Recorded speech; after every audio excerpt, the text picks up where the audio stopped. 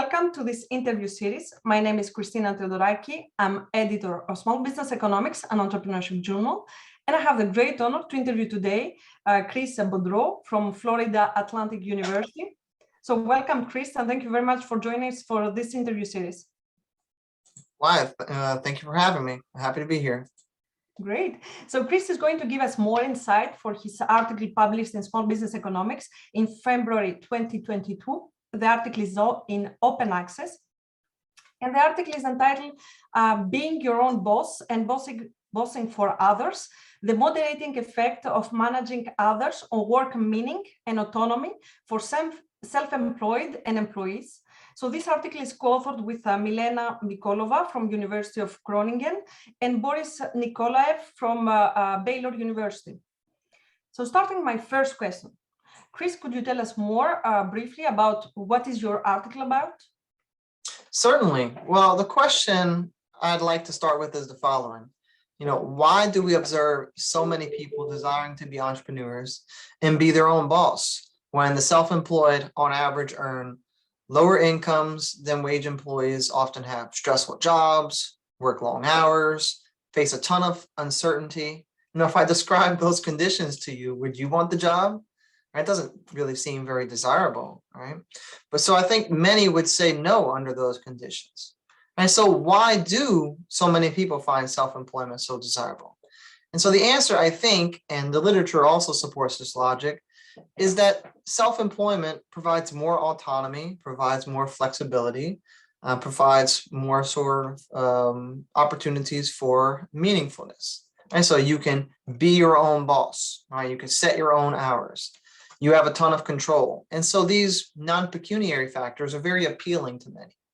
So the purpose of our article is to examine these types of questions, to examine whether the self-employed do in fact experience greater autonomy, meaningfulness, as the literature would suggest, but also to further examine whether these relationships depend on other moderating factors, in particular, whether one is employing and managing others. Can you tell us more? Why is your article important, and what do we know? What do we learn from your article that we didn't know before? Yeah, so the reason our study is important because we tease out certain boundary conditions that these previous studies had not examined in the literature. For example, in our case, the emphasis on managing and employing others, that was one of our main contributions. We then explored, whether these moderating factors, tend to have important impacts on the relationship between self-employment and sort of well-being, in this case, autonomy and work meaningfulness. In addition, our paper is, to our knowledge, the first study to demonstrate that the solo self-employed experience more autonomy than other workers. And we found this quite interesting, and I'll talk about this later in terms of kind of future research. But we found this very fascinating because lots of the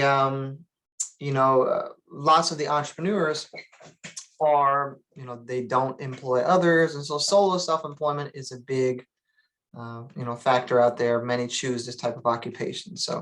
But despite these benefits, what we found is that they do not extend in the same manner to all groups of self-employed. Like, for instance, who are also supervisors, right? So this might be because supervising limits the ability to communicate, inform relationships with others at work. So we tease out all these different types of conditions. I think that's why our study is important. Okay. Before we go to the future research, I would like to go more in the past and the history. Where did this idea for this research came from? Tell us where this article started and bring you to this idea to write this article.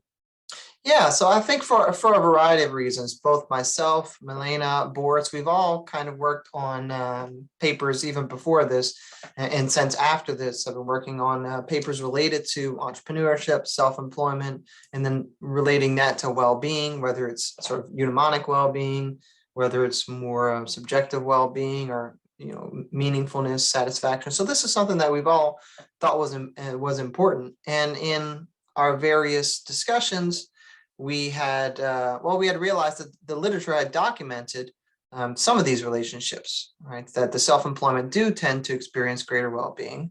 But we thought, well, it might be the case that self-employment or entrepreneurship, it's only really an approximation. It's only a proxy for managing and employing others. So in other words, that is, self-employment is associated with greater well-being and meaningfulness, but only because it allows individuals to have greater well-being and autonomy.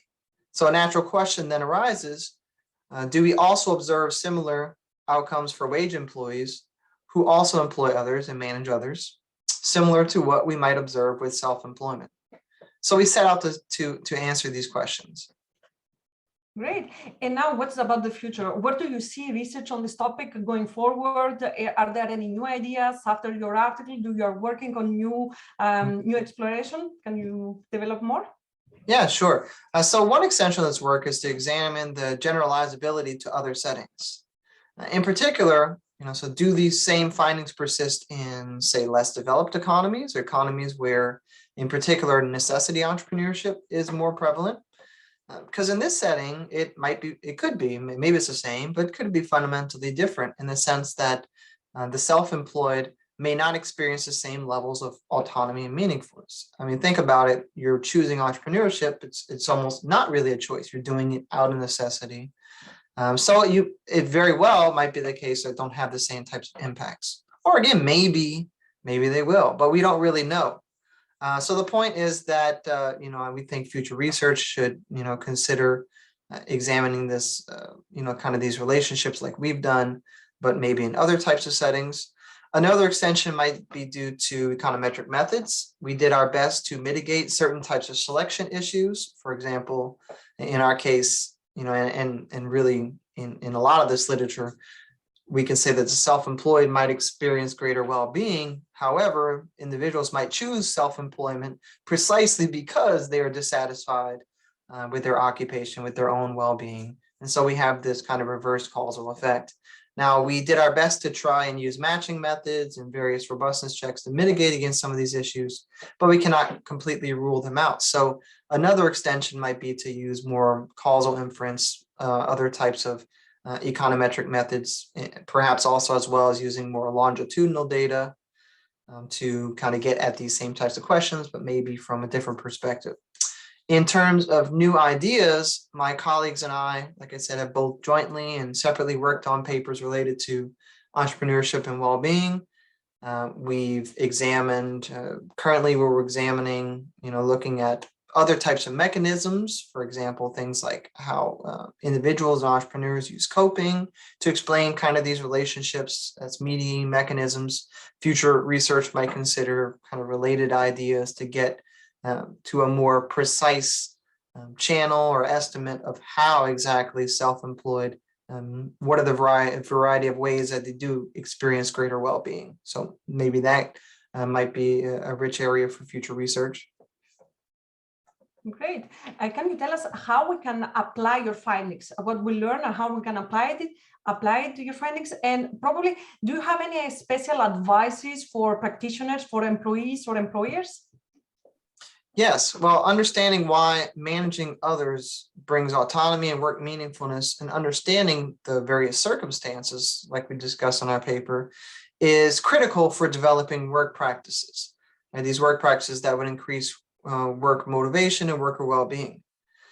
For example, specifically, we find one of our findings is that the self-employed typically have more autonomy and work meaningfulness. But we also find that the wage employed, in particular, those ones who are supervisors, also experience more of autonomy and work meaningfulness than those wage employed who are not supervisors. So, one implication is to, if we want to increase sort of satisfaction and autonomy, well-being, all these different things that we're discussing, then to give more opportunities sort of for workers to have supervisory roles, to provide more opportunities from a policy position for self-employment and entrepreneurship, because we find this really gives individuals, lots of greater well-being. Great. Coming to an end, Chris, do you have any special advice for our readers that is going to read your paper? So an advice for reading your article? Just in general, I would like to say that, I really love the journal, Small Business Economics. I, tried to publish a lot of my work in the journal. I think it's a very interesting read. So I'd be happy if you read my work, this paper and other papers. And my advice is to sort of, like I would tell a lot of my grad students, perhaps, is to kind of read through it. And if any new ideas come to you, start to think of how you can extend our work. I'd be happy. No work is completely without limitations. So, extending work is part of the scholarly process. So if you read my work and you find that, maybe there's better ways to do things or other avenues to explore, then do that, pursue it. I think it's a good area of research. Great. Thank you very much, Chris, for the insightful research, but also for sharing your insight and inspiring discussion today. So I also encourage our readers to download freely your paper because it's on open access from the website of Springer, and read your paper. And if they have any future avenues or suggestions, come back to you. So again, thank you. I wish you a great day. Yeah, thank you. It was a pleasure to be here and chat about my research. Thank you.